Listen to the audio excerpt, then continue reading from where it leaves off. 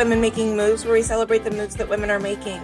My name is Amy Pons. I'm a Master Certified Life Coach and an energy healer. I'm joined today with Raslyn Wooten. Raslyn is an award-winning global public relations, experiential, and brand marketing strategist. She is the founder of JobMinder 365, the first ever mobile career documentation app, and Notable, an online career magazine for Black women. She has over 18 years experience coaching and advising executives, influencers, and celebrities in crisis communication, employee relations, image and style, experiential events, cultural initiatives, and social responsibility. Raslyn built high-profile public relations and brand campaigns for iHeartRadio, Target, US Bank, and Invesco. Currently, she partners with clients in various industries, including retail, film, fashion, music, law, culture, finance, health, and tech. She is a BA from Charles Sturt University, NSW, Australia, and attended the School of Communications at Howard University in Washington, D.C. She enjoys art, music, fashion, film, books, design, travel, taking naps, and memes. Yes, naps. She splits her time with family between Houston, Minneapolis, and Panama City, Panama. Raslyn, welcome. Thank you. Thank you for having me, Amy. You know what I got when I read crisis communication? And tell me if you hate this, but I'm getting like Olivia Pope vibes. People say that all the time. It's not as sexy, but yes, I get that all the time from family and friends because when I have to explain what I do, and in Panama, they'll say, "What do you do?" And I say, publicista. And then they think publishing books. That's the first thing people think of. They don't think of me like writing, crafting messaging, writing speeches, helping people get out of trouble, those kinds of things. But yeah, it's the same job, but it's just totally not as sexy. Like my clothes aren't as fabulous and I'm not with the president who's sexy and Did you see the DNC? And then I have a dear friend in Michigan where the whole Scandal cast came to a rally. Yes, I saw that. People are like, do their spouses care at all? Because they're like the chemistry is. Yeah, the chemistry is insane. My friend was actually there and met the whole cast. I was like, oh. I think because too, public relations is very intimate. I don't think people see, like people have to tell you the truth so that you can craft the right messaging. Yeah. It's an area of business that I think a lot of small businesses and companies overlook, like the real function of it, but it's really to craft your outside public image. What is your image to the public, to the industry, to your employees? There's so many ways to look at it, and every company focuses on different things, but it makes the job better when people tell you the truth, because then you can say, okay, now if we're saying this, it's not a lie, right? But we probably don't have to tell everything today. So in my line of work in energy healing, I already feel it. So it's hard for someone to not tell me what's going on. But two things that come in as you said that. So one, why do you think people are so afraid? I'll go back to the show. Always they start working with a client and then something surfaces. Mm-hmm. I feel like that's it in life. We've gotten into such a place where we are penalized not for doing the thing and not rewarded for coming forward about doing the thing. I agree with that. So it's like such fear, no matter who it is.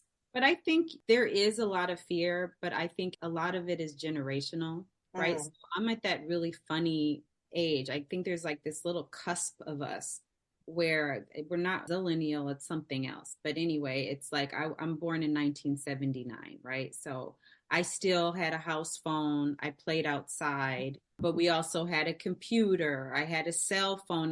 My dad had a car phone. I had a cell phone in college. So we kind of bridged like there's this gap of us where if the things we had done were on social media, we probably wouldn't have had the careers that we did, right? But then you take like my nieces and nephews, and my son is like 21, he'll be 22. He grew up online. Like he grew up on Snapchat and Twitch and all these other things that I don't know anything about. I don't even know what Twitch is. Yeah, but had to learn about because I had to see like what is my son seeing in terms of messaging? What is he putting out there? He was getting banned, so I don't know what he was doing, but cursing someone out on the NBA 2K or something.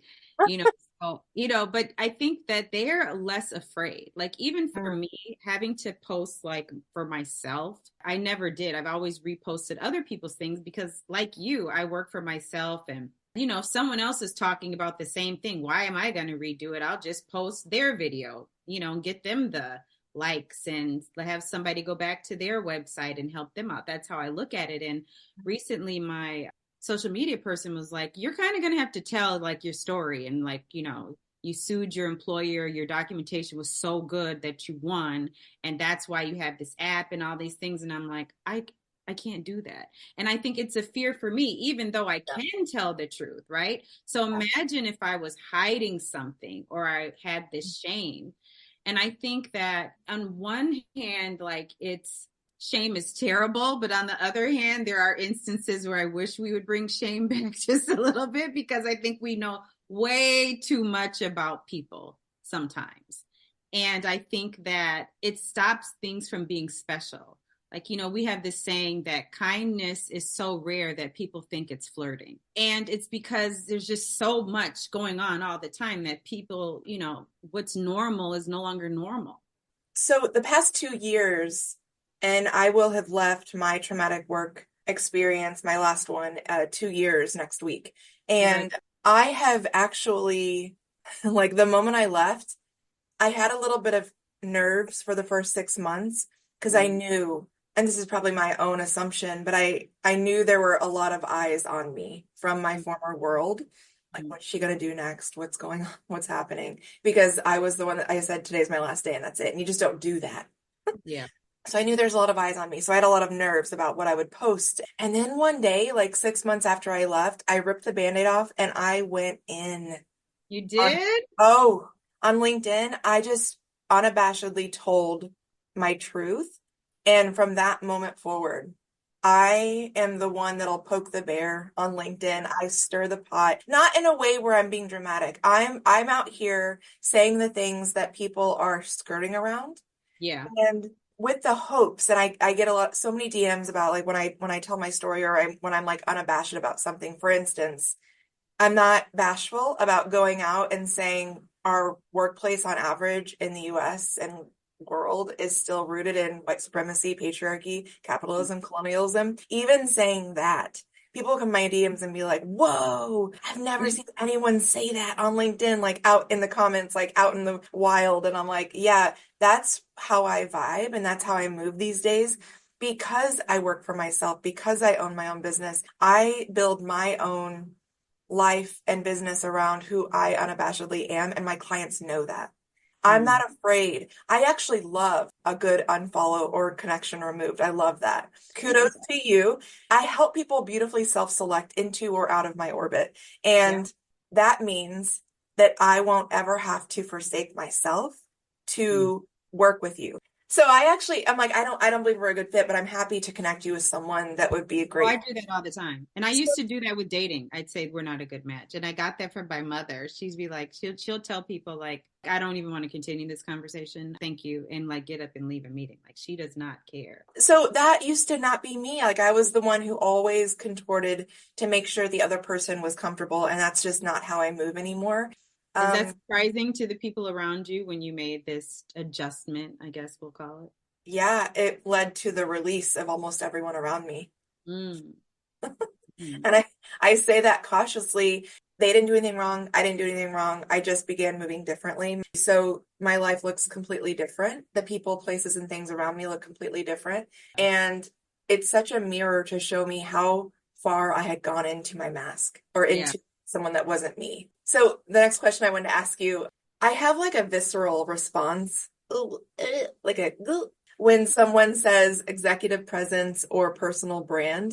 Here's why. Because energetically, again, I felt that for me, when I was in corporate for almost 20 years, executive presence meant I needed to show up in a way that made that executive in front of me comfortable.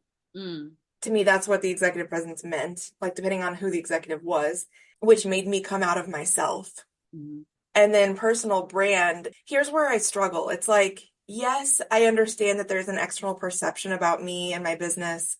And also, I'm not interested in curating that necessarily. I'm interested in it building itself through my own words and aura and personality. Can you help me through like why there's like an ickiness? And I think it's tied to my corporate life. Probably have a little PTSD, Yeah. but I think that when you work with executives, depending on the corporate climate, like they treat them like they're celebrities, like don't make them angry, or, you're not supposed to talk to them in the elevator if you're in the elevator with someone. I mean, I remember I was at one of the corporations, and a friend of mine who is mixed race or presents mixed race or Black, whatever. I don't know how she would define herself, maybe probably Black at this point. But I remember her telling me this story. They had gone to some meeting, and this executive had been in the meeting, or she knew this, I'd been in meetings with this person, and they found themselves in the elevator together. And I guess I don't know, talked to the guy. I don't know she just didn't feel like it was anything crazy or inappropriate or, and he went back to some people and said, who does she think she is? Like striking up conversation with me about whatever it was or whatever. And she ended up like, he didn't want to work with her anymore. Like it was this big thing. Like she ended up getting, snatched out of, the marketing area and put somewhere else. And I say that to say that I think it really depends on that company. For me, like when I worked in banking and investments, I thought that would be worse than working in retail the way that I did, but they were actually more laid back. I think especially like US Bank was like, at the time, their CEO, his name was Richard. He was like, you called him Richard.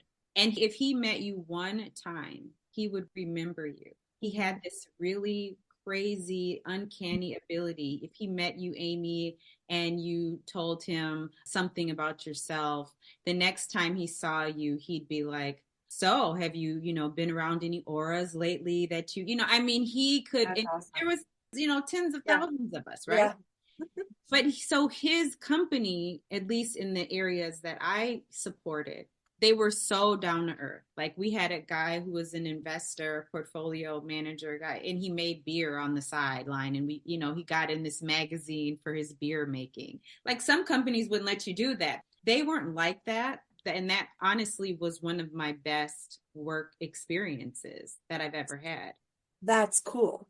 And that's where I feel like I never want to squash anyone's zone of genius who works on, and this might be some of your zone of genius, crafting a personal brand, crafting these messages, and the masses, because of the way a lot of toxic workplace cultures have presented, personal brand and executive presence has caused people to force themselves out of their unique brilliance into someone else's, which has come to everyone being conditioned that to get ahead or to meet your goals, you exert power and control over everyone else to conform to you. Yeah. That's going deep. I mean, I don't know that it's that deep, but like, that's how I feel about personal brand and executive presence. And I think it just depends, to your point. It depends on the company, the executive, the person.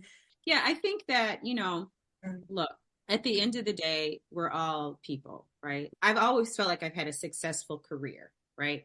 But I have had bosses that tried to bully me because they were jealous and inadequate. And it would have been proven, because I've been documenting for my whole life. Because as a publicist, when I first started, they used to tell us you have to save everything for 7 years. So remember now, when I first started in this business, that's what I was told by a mentor. So I had everything. I mean, everything, right? So I think that, I have always approached it like, you have value and I have value. I'm really, really good at what I do. I'm sure you're really, really good at what you do. So I never felt big me, little you. While I think you have to have some deference, right? Like, this is your boss. This is the head of the department. You're not gonna, maybe say all the things, right? But I never felt like I couldn't be myself. And that is probably why I was really good at my job, and also why people would be so upset about it. It's like I would be hired to do this thing, right? So I'm usually hired when people are not doing well and they need things to either be shaken up, they need a new vision, They need somebody with guts to get in there and change the course of things. And so that's usually when I'm hired, right? So I'm like, okay, cool, because I can do that. I can come in and be like, okay, this is working, this is not working. Let's try this differently. Have you guys done this before? And I have lots of ideas, and I come in and I'm really, really good at my job. But then I'll have a boss who somehow they put me under this person who's not really, really good at what she does typically, right? If you don't have the kind of boss who is like, Raslyn is great, let her go. I'm happy she can do this because I really don't even want to do it. It makes my job easier. If I don't have that person, if I have, oh, everybody thinks she's so nice and everybody likes her outfit, then I'm going to have to fight this person. And they would want to be my friend while they were sabotaging me, right? So they'd be like, let's go hang out on the weekend. And I'm literally like, you literally just threw me under the bus and tried to, get me kicked up. And now you want to like call me at 8 o'clock at night like we're friends. Like it was just this weird thing, right? But it never occurred to me. No one ever said to me that being really good at your job was a bad thing. Yeah. I never knew that. Why did I go to college then? I mean, in corporate, I was the teacher's pet for like the first 6 months. And then it was like this moment of, oh shit, this person could take my job. And I never wanted their job. I did. Right. I'm like, I do not want your job. I actually had to say that to a boss one time. I'm like, I am not trying to take your job. I don't want it.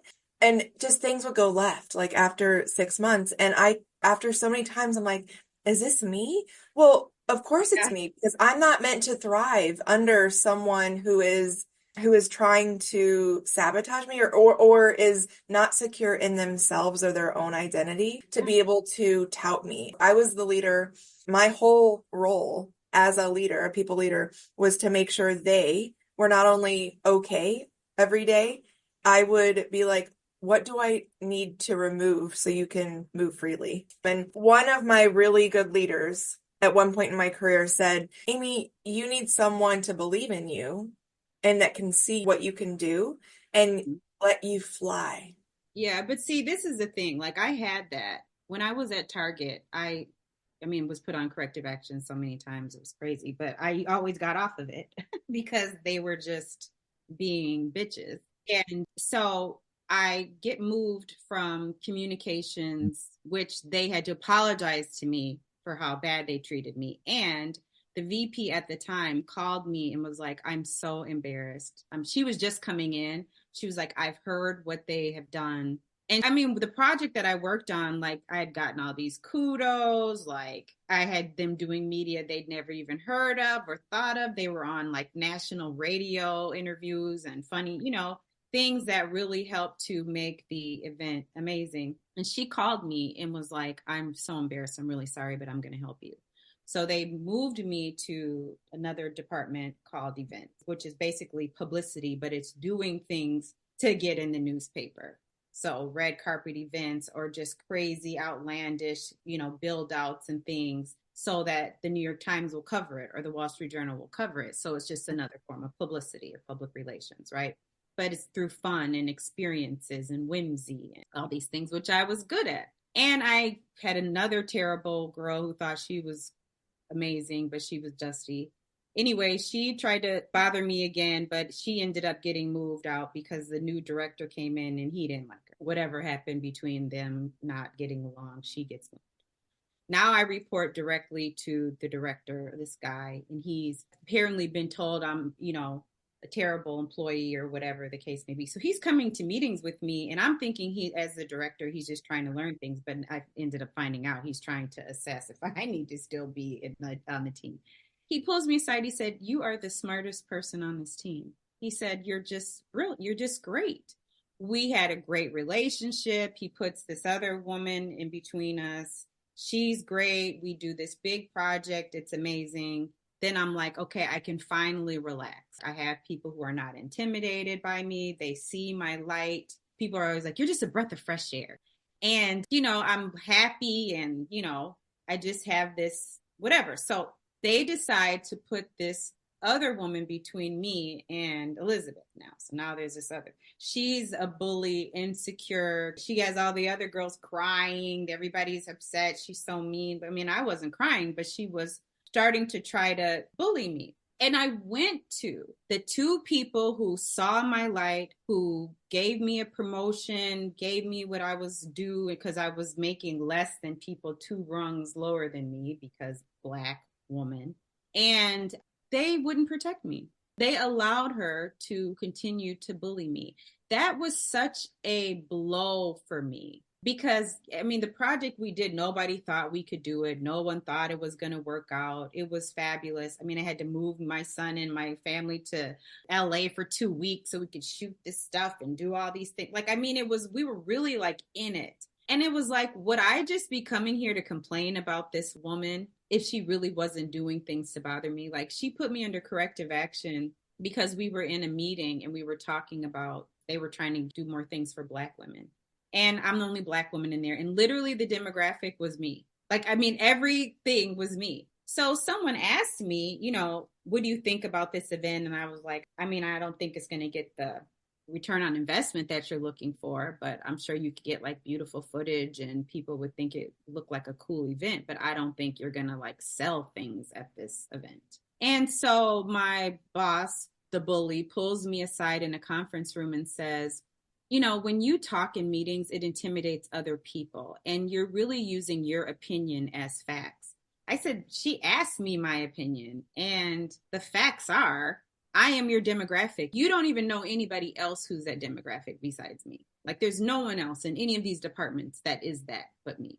I said, and she asked my opinion, I gave it to her. She put me under corrective action and told me that from now on, when I speak in a meeting, I have to preface it with, as a focus group of one.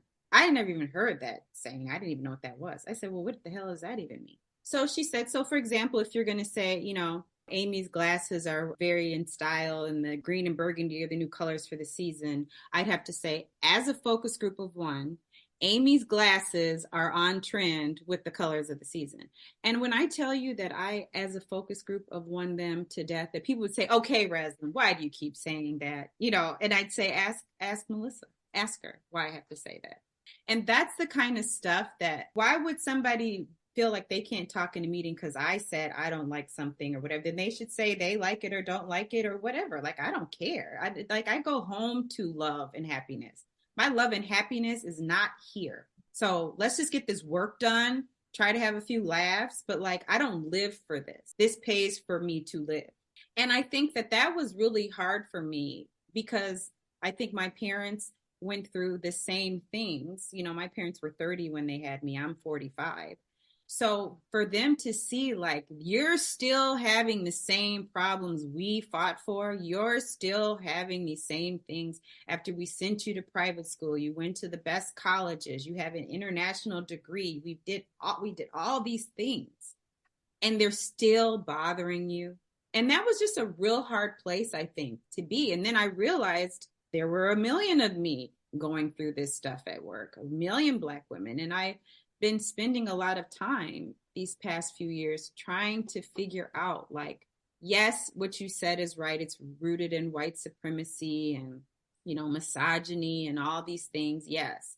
But I feel like the main problem that I have is that how I was raised was to defend myself and nip things in the bud. So if I was playing outside, as you can see by my wallpaper, I'm in my parents' home, right? So if I played outside and somebody was trying to bully me, I couldn't come run in here crying. My mom would be like, you better handle that or they're going to bully you for the rest of your life. Get your butt out there and fight the girl or bust the girl out. But I couldn't just be, she's trying to fight me. My mom would be like, okay, Ann, bye. Go out there and handle that. Don't come in here. What am I going to do? Because then if I intervene, the next time you're outside, she's going to try to fight you again. And when you're over there at the park and you can't get to me, you're going to have to fight the girl. So just go in and fight the girl. So you get raised this way. And a lot of women I know are raised this way, right? Even like your cousins and people around you, they get smart, you get smart back. And then it's over with. And we're all overeating and we're all playing outside. You say what you got to say. I say what I got to say. We might tussle, but then it's over with, right?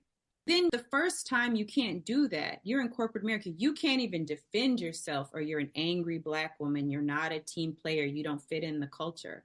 So I started asking my internal clients, have you ever been in a fight? And most of them were all white, all of them were white for the most part. And they'd say, no, I've never. I said, you've never been in a physical fight ever? No. Have you ever been in a verbal altercation where you just had to cuss somebody out? No, no, I can't even tell my husband to shut up. I mean, I would never do that. And I'm like, what? And so I feel like it has a lot to do with how we view conflict. If you're raised in a culture that says somebody comes at you, you come at them back. Like, you don't let somebody do you like that. Versus a culture that avoids conflict, that goes out of their way not to have those conversations because that's uncomfortable. We want to avoid that. And we're taught it might be uncomfortable, but you're going to have to get it over with. So go on and get it done. So how do you reconcile that? Now you're an adult and you can't defend yourself. You can't say, no, actually, that's a lie. I did do that. And then now you're not taking accountability for feedback. I mean, it was just all these mind games coming from a culture that was like, we don't play any games. Like, this is what it is. For me in the workplace, I found safety and familiarity. For me, as a white woman, I've not been in a fight, but I was physically abused my whole life as a child. And so for me, it was like I was so comfortable being like, I almost, when someone would come at me, I would cower, like to try to keep myself safe. So that was where my lived experience, it was like when someone would make me feel less than in the workplace, that felt familiar. And that's what I beautifully have been healing and breaking through, is finding that part of me where I can be safe and stand up for what I truly believe. And that's where I'm at these days, between my warrior and my healer. And I'm finally in a space in my life where, for the first time ever, I'm physically, emotionally, and psychologically safe, which is, again, the first time at 42. So that's what was interesting for me, the difference. I really appreciate your sharing experience too, because you got to check all of that, whether my experience or yours, like you got to check it at the door. You're expected to. Yes, I understand where you're coming from, and I can see that.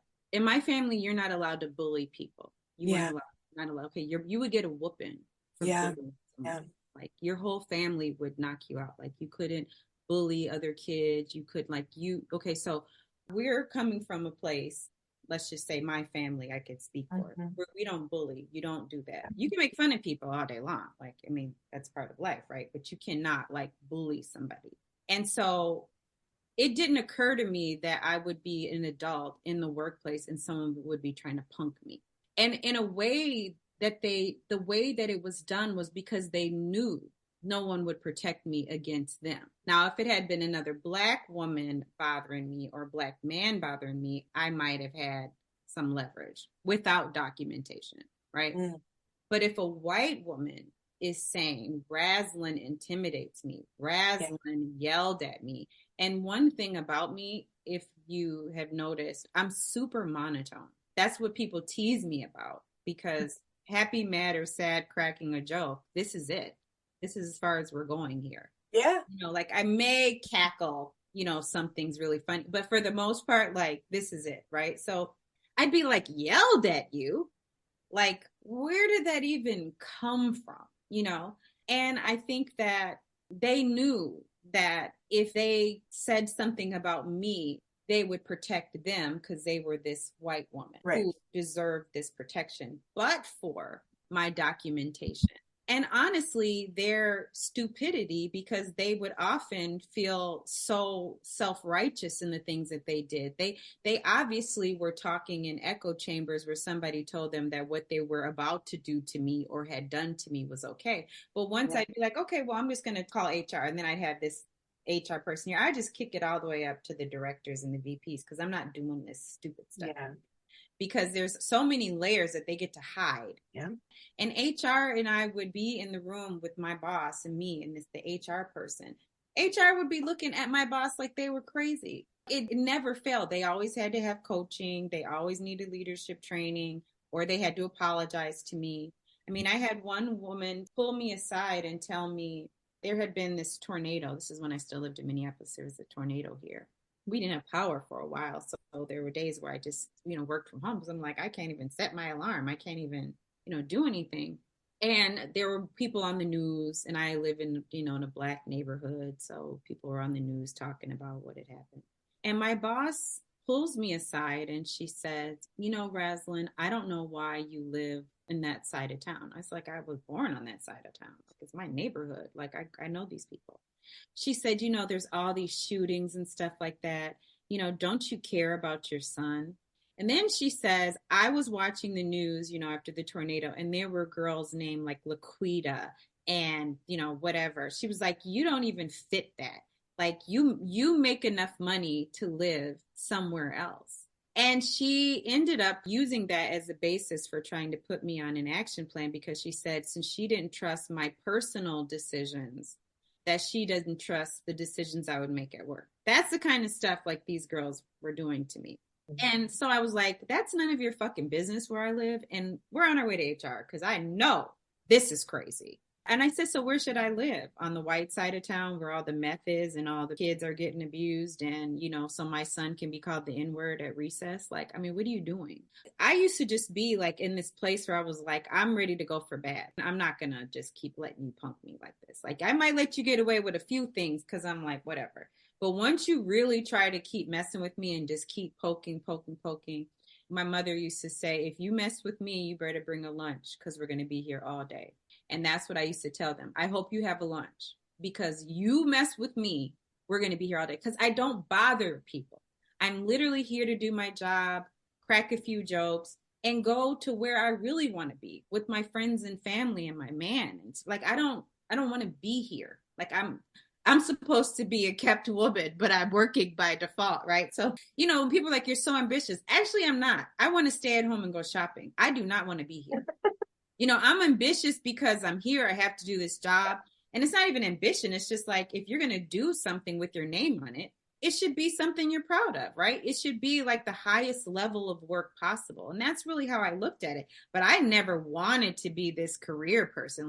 So I think that was such a hard thing for me. People seeing me as this ambitious person who might want to take their job, who they have to be mean to. And meanwhile, I'm like, I'm trying to make sure my man gets enough money so I never have to come in here again. So many things that you said resonated. And I watched myself shift from wanting all the titles and money and like the big, because I thought that would make me valuable. Coming from a place where my whole life worth and value was only money. And so it was like, well, let me go get this big job and get this big money, and that'll give me worth and value.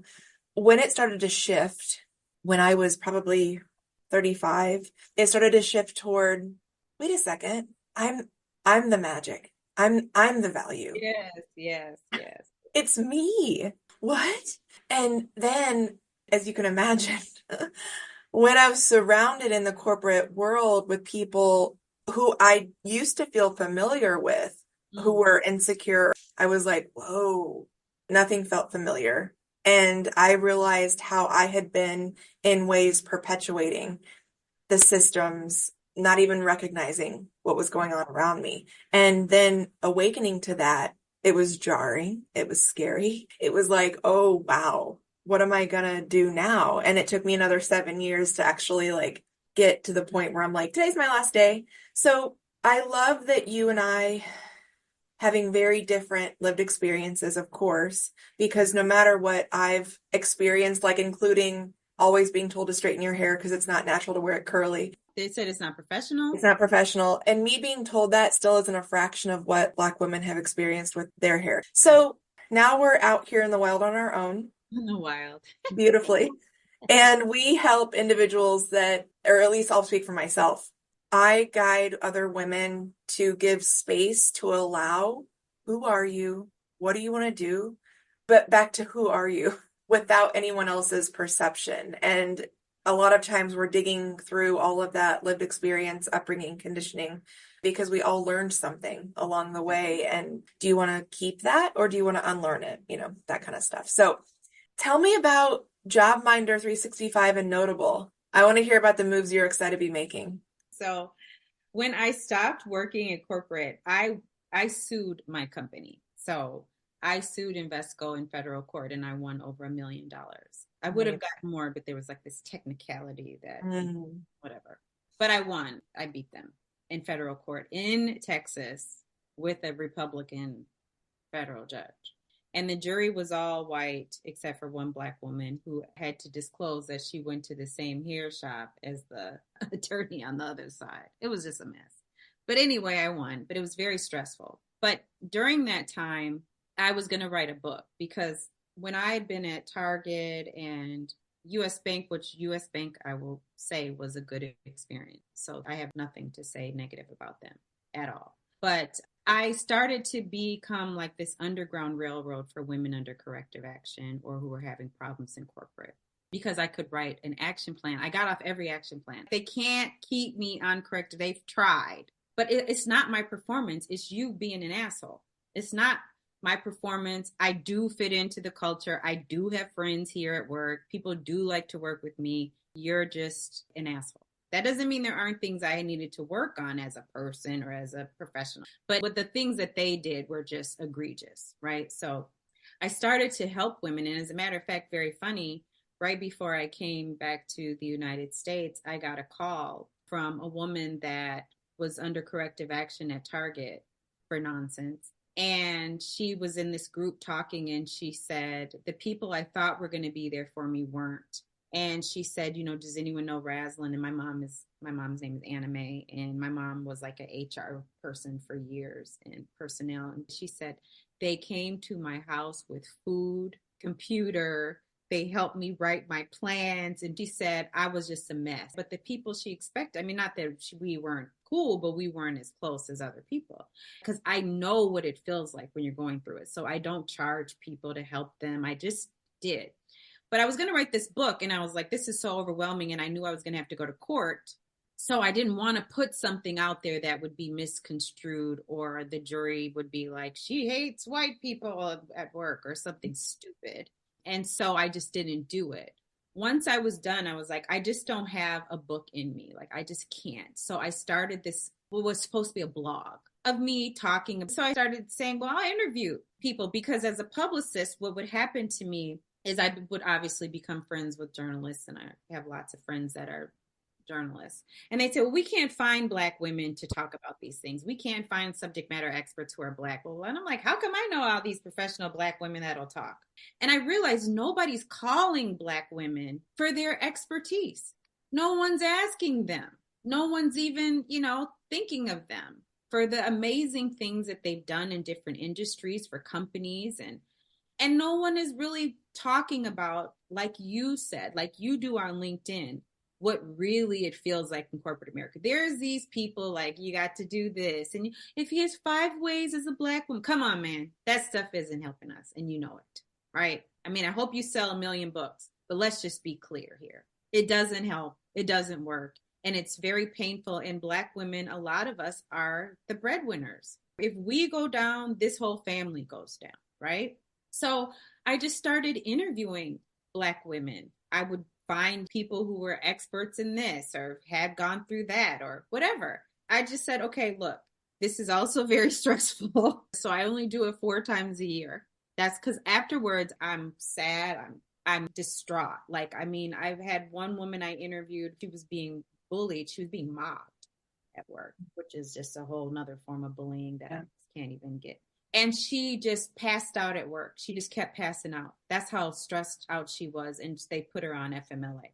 So Notable is this magazine for Black women. It's a career lifestyle magazine. Are your clothes stopping you from having the career you want? To, workplace trauma, how to deal with that, how to fight back from the bullies. How do you even know you're being bullied? Retirement. Once I found out that the average Black woman retires with only $11,000 to her name, I really was like, okay, how do I talk about retirement? And I had a couple women send me notes saying, I'm so embarrassed. I'm too embarrassed to even tell my kids how little money I have in retirement. And thank you for this article because I really need to just talk to my kids, I really need to kind of try to make a plan of what I'm going to do.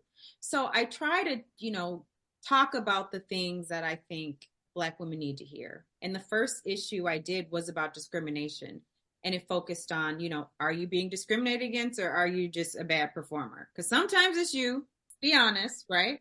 Sometimes it's you. You're not being discriminated against. You just have missed 4 deadlines. Okay. So it's that kind of stuff. And I felt like I really couldn't do this magazine without getting that out of the way. Not that it's not a reoccurring thing, but pretending like discrimination isn't something that plagues our ability to be successful in the workplace would be an egregious error. So I did that. And then part of my helping women when they're on corrective action is like helping them get their documentation, or even before they're on corrective action, if they feel like things aren't going right, well, let's look at your performance reviews for the last 3 years or whatever. And let me show you how to document. And, even for myself, after a while, like if you've been at a job for 3 years, do you know how many folders of documentation you have? Like, and even when I was going to court, we submitted for the courts, you have to give everything.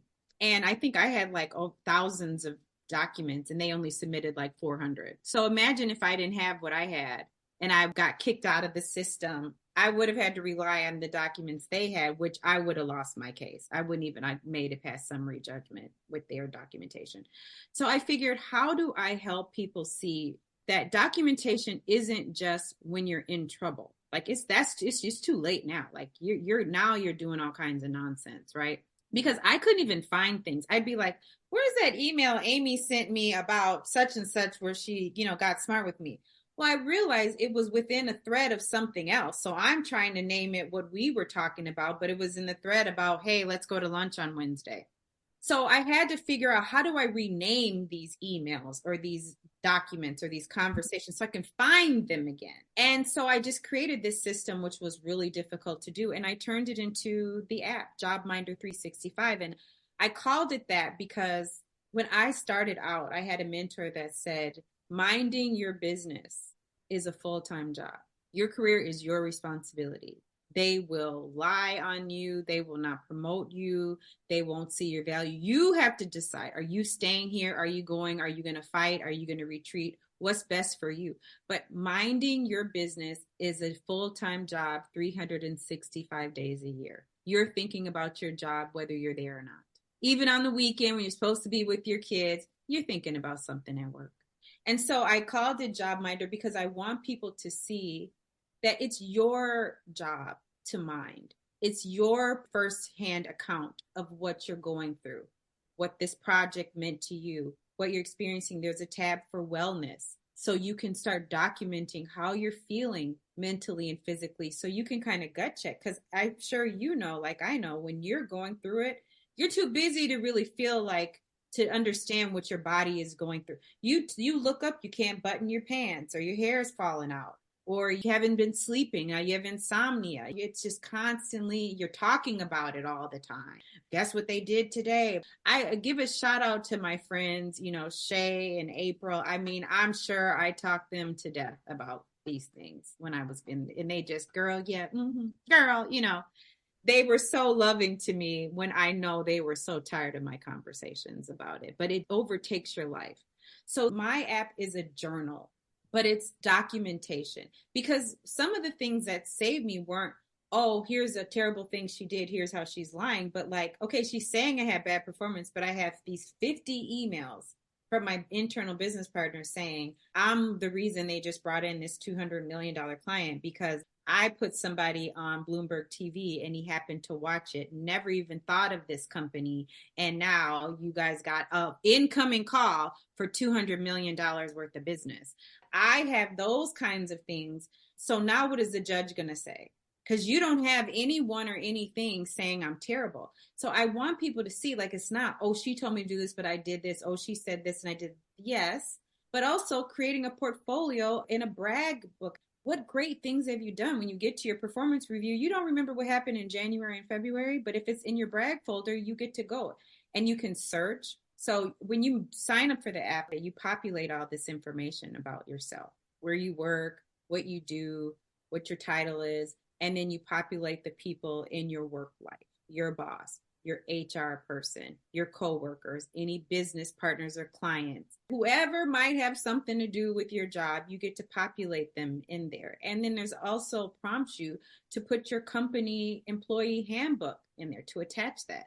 Because another thing that helped me was I had a copy of the handbook. So while they're lying on the stand, my attorney's going, but in the handbook on page 152, it says actually what you did to Raslyn is outside of what you're even supposed to do here. So I prompt people, attach your employee handbook. You're going to need it, right? Because not everybody follows the handbook, but everybody's supposed to. They think you're supposed to, but everybody's supposed to. And so once you populate all this information, then you start creating these journal entries. So it could be an email. Now you have all these people in here. Did you send the email or did someone send it to you? Who was copied on the email? Then you put the date it was sent, what happened, and then you can attach the email or whatever else goes with it. It allows you to record audio and video within the app. You know, I thought of like myself, in my last job, I was a director. I had a door, I had a printer. I could do whatever I needed to do in order to get the things that I needed. But everybody's not like that. Some people work in an open environment. They can't even print without having to use a code, right? So I did it so you can put the email or whatever you need on your computer screen and take a picture of it. Or if it's long and you need to scroll it, video it and just scroll through like you're reading it so they can see, and it saves and you attach it. You can upload documents. If you can print things out, but maybe you have a place where you can't take stuff home, you can scan it right within the app and scan the document in. And then it's saved on the app away from the company servers. So if you do need it for whatever reason, like I remember when I left Target, I didn't have a portfolio of my work, but it just so happened I'm a publicist. So all of the press releases I wrote were on the website. I could just go get the ones I wrote and show somebody, look what I did, right? But everybody's not like that. So it helps you build your portfolio as well. And also, how I look at it is I think documentation is a really good tool to help you assess where you are, right? So you get to see, like, am I being put on silly projects? Am I just being given busy work? Like, what am I doing? How am I feeling? And so you get to say, okay, either I'm on the right track, I might need to work a little smarter. Maybe I'm not up to par. Do I need to look for another job, ask for a promotion, or contact an attorney? But if you're not documenting, you are going to get caught out here. And really, 6 months ago, you should have been like, I need to get out of here. And- wow, wow, wow, wow. So what I love about this emerging technology, JobMiner 365, and other resources out there that are emerging and helping people know what to do first. And you said this earlier, I've started to put out on LinkedIn, here's what gaslighting in the workplace can look like. Here's what mobbing in the workplace can look like. Because a lot of people, especially in my experience, didn't even realize what was happening. It was just like it was a copy paste approach to be like, oh, that's just them. That's just the way it is. It's not y'all. And we got to change it. So awareness is key first. As we start to wind down, Raslyn, where can we find you? Where can we find JobMiner 365? Where can we find Notable? So Notable, you can find us online. It's an online magazine. It's www.notablecareersmag.com. And then also the Instagram, that's where we're the most active, is Notable Careers Mag. So at Notable Careers Mag. And then for JobMinder 365, it's available on iOS and Android. So it'll be in your Google Play Store or your Apple App Store, and it's free to download. You get 3 free journal entries so you can try it out and see if you like it. After that, I think it's like $4.99 a month or $49 for the year. And it's really me storing it for you away from your servers. And when you do need it, you just export it to your personal email address. And then you can do like I do. I'm helping someone put together their binders because they're going to have to sue. And so you have to get that stuff off. So you export it, print it out, and then I'm going to be showing someone how to organize it. And for Instagram, for JobMinders at JobMinder365. Notable is also on LinkedIn. We get people who secretly like our stuff but don't like it, which is, we understand that. We get a lot of DMs. Yeah. Not a lot of likes on LinkedIn because, like you, we are poking the bear. Yeah. We are saying things that, LinkedIn is a place of masks, I say. Yeah, and every time it's interesting, I can actually I can tell when they change the algorithms as to like which content of mine gets tanked. So, closing remarks as we wrap up. Well, I really thank you so much for giving me the opportunity to spend some time with you today and learn more about you and share a little bit about me. I just want people to know that the workplace it doesn't have to be this way. It shouldn't be this way. But because it is, we really have to protect ourselves. And I think part of documentation and having, these, receipts, as we call them, it helps give you confidence. Like, if you're walking in somewhere and they're saying these things about you, you don't have to show your hand. You're like, okay, that's what you're saying. Okay, good. Okay, great. Now I know where we're going and I have everything that I need. And it's just about being prepared for the good things like promotions and performance reviews. Sometimes those are great experiences. And then also being prepared when they're not, but knowing that you're not the only person who's struggling in the workplace. And there are resources, there are people who care about you, there are people trying to find ways to make this better for you, including me and you, Amy. So, I think that's maybe was our life's mission, to be abused in a way that we could now help protect people from that same abuse. I don't want anyone feeling like I did.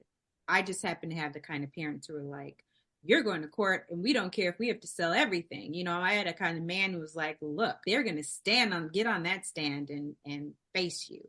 But everybody doesn't have that. So maybe in some way my app can be that, or my magazine can be that. So you're not crazy. You're not, making this up in your head, and that you're going to be okay. And if you're not, find resources to help you get through this. Don't suffer in silence. Don't suffer alone. Thank you, Raslyn. You're welcome. Thank you so much.